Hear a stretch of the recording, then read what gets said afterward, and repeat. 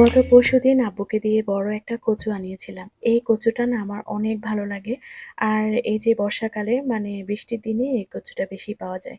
আর সুন্দর করে কেটে-টেটে এটা হচ্ছে হলুদ আর লবণ দিয়ে আমি সেদ্ধ করে নিব। তারপর হচ্ছে ভেজে নিব। মূলত কচুর ডগাটাই আমি ভেজে নিচ্ছি, বাকিটা পরে রান্না করব।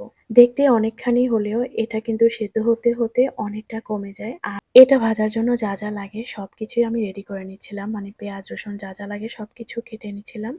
আর সবচেয়ে ইম্পোর্টেন্ট একটা জিনিস সেটা হচ্ছে পাঁচফোড়ন, যেটা গিয়ে দেখি শেষ হয়ে গেছে। ভাগ্যিস বাসায় সবকিছুই আলাদা, আলাদা করে ছিল। তো আমি ঝটপট এটা বানিয়ে নিচ্ছি। এখানে আমি ১ চামচ করে জিরা, কালো জিরা, রাঁধুনি, সাদা সরিষা, কালো সরিষা আর হচ্ছে মেথি, রাঁধুনি সবকিছু দিয়ে সুন্দর করে এই পাঁচফোড়নটা বানিয়ে নিয়েছি। তোমরা যারা বাসায় বানাতে চাও তারা এভাবে বানাতে পারো। সেদ্ধ কচুটা ভাজার জন্য লাগবে রসুন কুচি, পেঁয়াজ কুচি, যে পাঁচফোড়ন বানিয়েছি সেটা, শুকনো মরিচ আর একটু তেজপাতা। এই তো বেশ কয়েকটা উপাদান দিয়ে আমি এখন সুন্দর করে ভেজে নিব। আর আগে রান্নাটাও করে নিচ্ছি। অন্যান্য যে রান্নাটা আছে সবকিছু করে তারপর শেষে হচ্ছে আমি কচু ভাজাটা করছি।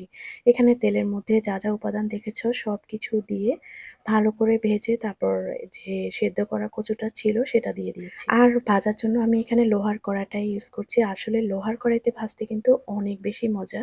মানে নিচে একটুও লেগে যায় না আর খুব সুন্দর ভাজাও হয়। যাই হোক, সামান্য চিনি আর হচ্ছে একটু লেবুও দিয়েছি যাতে করে গলাটা না ধরে। আর নামানোর আগে দিয়েছিলাম টেলে নেওয়া পাঁচফোড়ন, যেটা গুঁড়া করা হয়েছিল সেটা। যাই হোক, এই তো মজার, মজার খাবার খেয়ে তারপর একটুখানি রেস্ট করে আমি ঘরের অন্য কাজ করব। আজকে একটু ডাইনিংটা সেট করে নিব। আসলে ঈদ তো চলে আসছে, তো বেশি সময় নেই। ভাবলাম যে আজকে ডাইনিংটা সেট করি। আর এই যে সুন্দর কাভারটা দেখছো এটা ইউজ করব। আজকে যে ডাইনিং টেবিলের কাভারটা ইউজ করছি সেটা হচ্ছে আমার শাশুড়ি মায়ের। মানে মা অনেকদিন ধরেই এটা আলমারির কোনো এক চিপায় খুব যত্ন করে রেখে দিয়েছে। যেটা আমাদের সবার মায়েরই একই অভ্যাস। তো ভাবলাম যে এটা ইউজ করি। যাই হোক, এটা কিন্তু খুব সুন্দর একটা এমব্রয়ডারি সেট আর আমার কাছে এটা এত ভালো লেগেছে।